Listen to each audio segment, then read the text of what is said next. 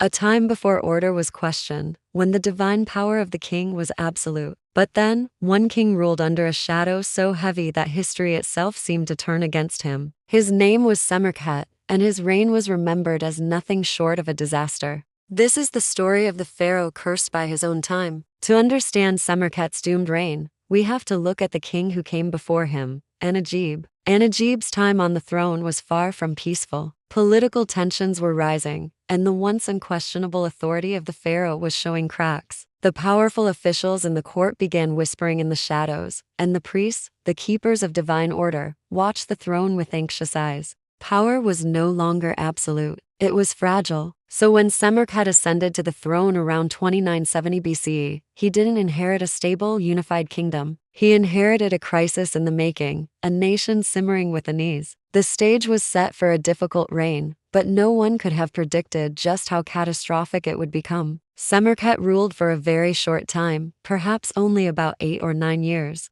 But in the grand narrative of ancient Egypt, his brief reign left a dark and permanent stain. Ancient king lists, the official records kept by later pharaohs, describe his time in power with one chilling word: calamity. These records speak of terrible plagues sweeping through the land, of devastating famines that left the people starving, and of widespread internal unrest that threatened to tear the kingdom apart. Now, were these disasters literal events that happened exactly as described, or were they symbolic? In ancient Egypt, the health of the land was directly tied to the favor of the gods, and the pharaoh was the intermediary. So whether it was a real plague or a political rebellion, the message was the same, and it was terrifyingly clear. The gods were not pleased with Semerkhet. The very foundations of Egyptian belief suggested that their king had lost divine approval, and for a society built on that belief, this was the ultimate crisis. Faced with a kingdom in turmoil and a legacy of divine disapproval, Semerkhet did something desperate, something almost unthinkable for a pharaoh.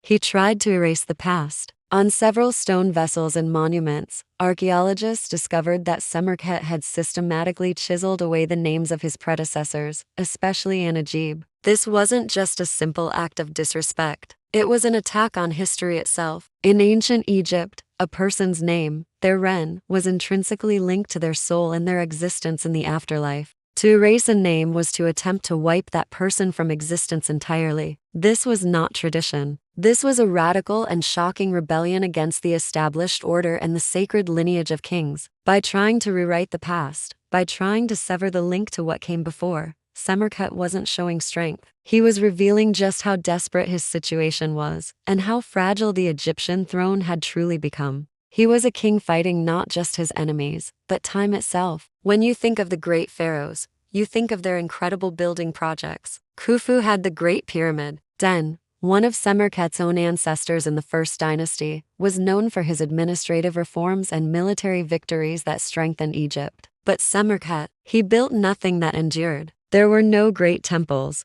no triumphant monuments, no records of glorious victories. His reign is a void in the architectural and political history of the era. He left behind no lasting reforms, no symbols of power that would be remembered for millennia. His time as pharaoh was a flicker, ending as suddenly and mysteriously as it began. After just a handful of years, he was gone, and he left Egypt in a worse state than he found it, teetering on the edge of chaos. The entire project of a unified Egyptian state, still so new and experimental, was in jeopardy. The question on everyone's mind must have been, could the First Dynasty even survive this? Even in death, Semerkhet seems to have been an outcast. The royal burial ground for the First Dynasty kings is at a site called Abydos. Here, the tombs of his predecessors and successors are arranged in a grand necropolis, a city of the dead fit for gods on earth. But Semerkhet's tomb, known as Tomb U, is different. It's small, poorly constructed compared to the others, and stands somewhat isolated from the main group. The number of offerings found inside was minimal. It lacked the rich grave goods and elaborate preparations that signified a prosperous and respected reign. It was the final, lonely statement on his life. Even in the afterlife, he was set apart. He was a king without a legacy, buried in a tomb that whispered of failure. The contrast between his burial and those of other kings is stark. painting a picture of a ruler who died without honor, without wealth, and without the reverence owed to a divine king. So why do we talk about a king who accomplished so little? Because Semerkhet's failure taught Egypt a terrifying but vital lesson: kingship was not invincible.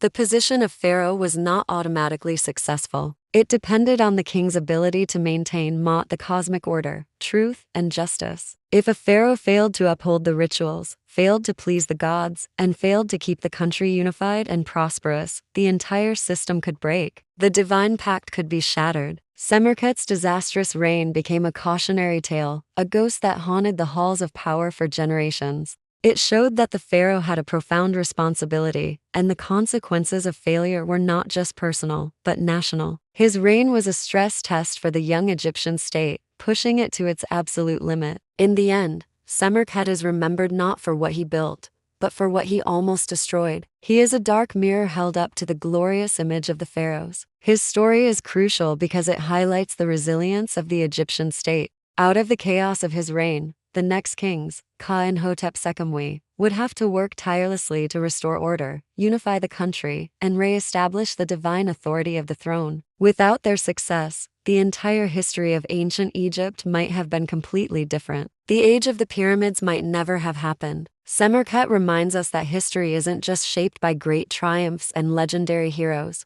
Sometimes it's shaped by those who fail, and by the desperate struggle to recover from their mistakes. If you enjoyed diving deep into the forgotten corners of ancient history, make sure to like this video and subscribe to the channel, because the most important stories are sometimes hidden in the shadows. Thanks for watching.